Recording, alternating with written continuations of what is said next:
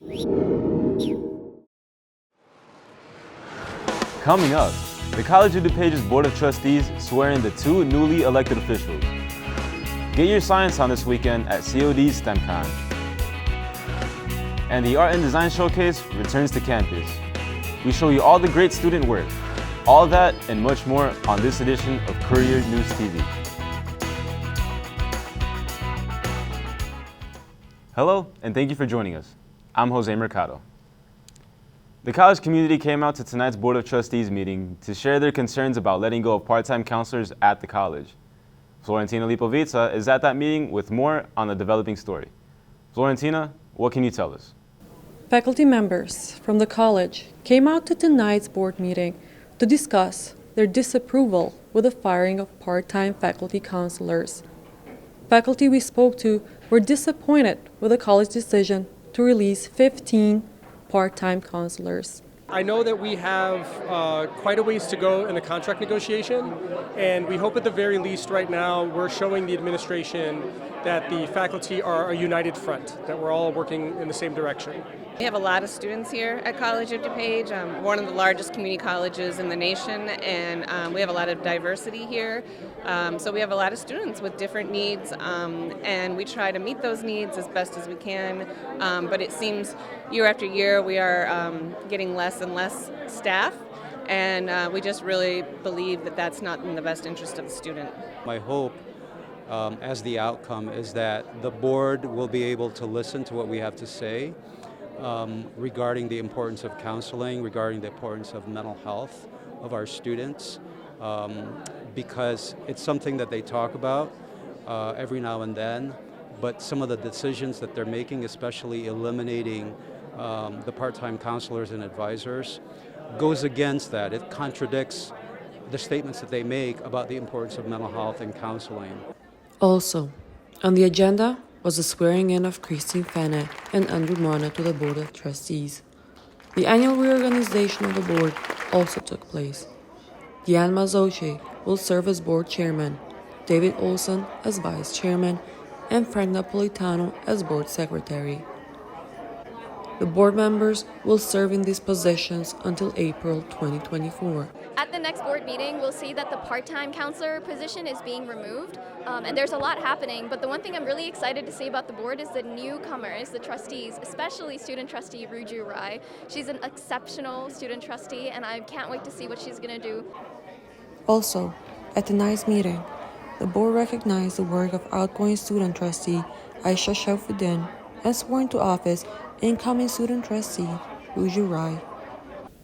Reporting from the College of DuPage Board of Trustees meeting, I'm Florentina Lipovica. Thanks, Florentina. And remember, for all the latest college news and events, log on to the Courier newspaper at codcourier.org. The students at the Tech Center will be showing off their skills at the Tech Spotlight. The Technical Education Center will hold their annual Tech Spotlight Thursday, May 4th. It will offer a chance for prospective students to see the Tech Center in action. The Spotlight will also offer current students an opportunity to meet employers in their field. The event will be held on Thursday, May 4th from 5:30 to 7:30 p.m. To register, go to cod.edu. This weekend, the College of DuPage will be the center of the universe for science, math, and technology. Hundreds of people will be visiting the event to hear notable scientists visit and display booths featuring all the STEM field has to offer. Joining us now is chemistry professor Lubna Haq. Thank you for joining us. Hello, how are you doing? I'm doing very well, thank you for asking. Do you think you could tell us a little bit more about this particular event? Yes, for sure. Stemcon brings in a lot of hands-on activities, workshops, and shows. Workshops needs the registration, which will be available on site on first-come, first-served basis. This event is free and open to public. We have several different videos also available on our website if people cannot come to the event. Very interesting.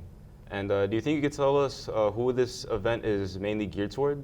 Yes, this event is geared towards middle and high school students and their families. But there is something to do for people of all ages. Very interesting. And what would you say is your favorite exhibit from Stemcon? My favorite exhibit is our chemistry booth, where we have different hands-on experiments on color separation. We also talk about natural and artificial indicators on how to separate acids and bases. We have shapes of molecules that the people can build and learn about solubility. Very interesting. And is there anything new we can expect this year compared to other previous events? Yes, we always have something new every year at Stemcon, but we also bring our favorites. So we have the main stage presenter, Kate the Chemist, which has shows at 11 a.m. and 2 p.m. We also have Earth Science Club from Northern Illinois, who will be giving away samples of fossils and rocks. We have workshops from Brookfield Zoo. We have different workshops where you can make the blinky light. And there are several more that you can see on our website. Thanks again, Professor Hawk, for joining us. And remember, Stemcon takes place Saturday, April 29th from 10 a.m. to 4 p.m. in the Physical Education Center.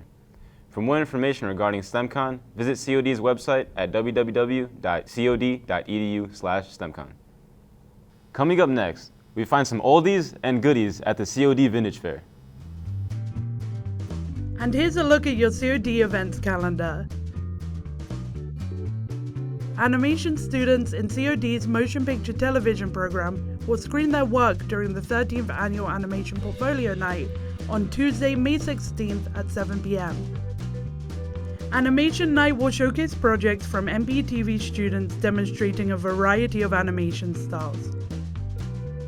Each animation piece screened has been created solely by the student, including writing the story, character development, design, storyboard, coloring, sound effects, and voiceover. The event will take place in the Belushi Performance Hall. This event is free and open to the public. For more information about the Animation Portfolio Night, contact Tony Venezia at 630-942-2020 or visit their website at cod.edu/MPTV. The Graphic Design Department cordially invites you to COD's annual Graphic Design Portfolio Night on Wednesday, May 10th from 6 p.m. to 9 p.m. at SRC 2000. During the event, people will be able to meet graduating graphic design students, see their design portfolios, view exhibitions of nominated student designs, and enjoy light appetizers. Design awards will be given to high school and COD students from 8 p.m. to 9 p.m. For more information on the event, contact Gautam Wadhwa at wadhwag@cod.edu. The Fashion Studies program at the college will be hosting its annual fashion show on Friday, May 12th at SRC 2000. This event allows the students at different points in the program to showcase their designs. For the event, tickets are $10 for the 3 p.m. show and $15 for the 7 p.m. show. 3 Naperville high schools are named among the best 25 for sports in Illinois. Fermilab welcomes a new baby bison, and Andy Warhol portfolios A Life in Pop. This is your Community Roundup.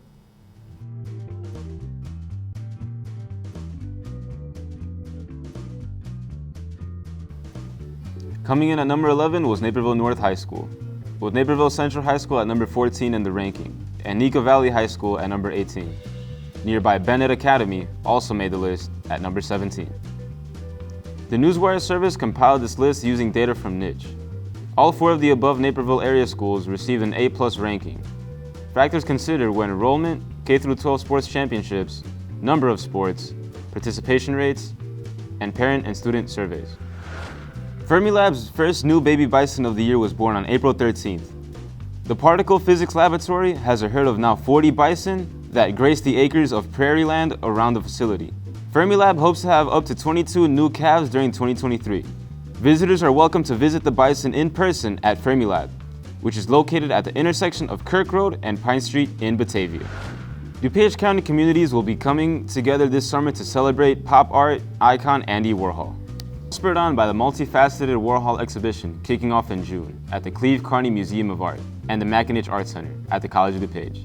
At its center is Andy Warhol Portfolios, A Life in Pop works from the Bank of America collection, an exhibition that will run from June 3rd through September 10th. More than 24 communities within DuPage County will put on their own tributes to Warhol, including public art and decor projects, art shows and classes, and special events. An ongoing list of all events throughout DuPage can be found on the CCMA Warhol website. The second annual Student in Design Showcase was held earlier last week. CNTV reporter Robert Montoya explored a variety of work from the College of DuPage's Arts, Communication, and Hospitality Division. The free event was sponsored by the college's Art and Design programs. The open house features a wide array of students' work that showcases college's many programs and offerings and leading-edge facilities. We really encourage our students to enter their films in the film festivals. In my animation portfolio class, they're required to enter their film in the festivals, and there are always projects that win awards or get screening opportunities that way. We also enter a number of films into the Illinois Broadcast Association competition every year, as well as the Emmys. We have done amazing in Illinois Broadcast Association, to the point where when we're at the events and they talk about College of DuPage being in a category, we hear groans from the non-COD people, because they know that we're going to win, and we always do. Students in the College in Arts Photography program presents highlights from their portfolio in Mac 250. Fashion design students model their favorite creations with an Andy Warhol-inspired runway on display in Mac 287 and the connected hallway. I can only speak for the fashion design students. They're currently my students, the work that's shown here. And so for me, I think it's really important that they bring their personality to their work. So I really try to encourage them to look for inspiration in their own interests, and then hopefully, creative work comes from that. Actors from the college's theater program presents improv performances, and students from COD's interior design and graphic design programs exhibit their work. Throughout the event, videos created by students in the animation and motion picture television programs were displayed in Mac 175. For CNTV, I'm Robert Montoya. Earlier this week, COD hosted a vintage fair where people had the opportunity to buy, sell, and swap unique items. CNTV reporter Florentina Lipovica gives us the insight of this event. We're here at COD Vintage Event, where you can buy, swap, and sell vintage clothes, accessories, shoes, and more.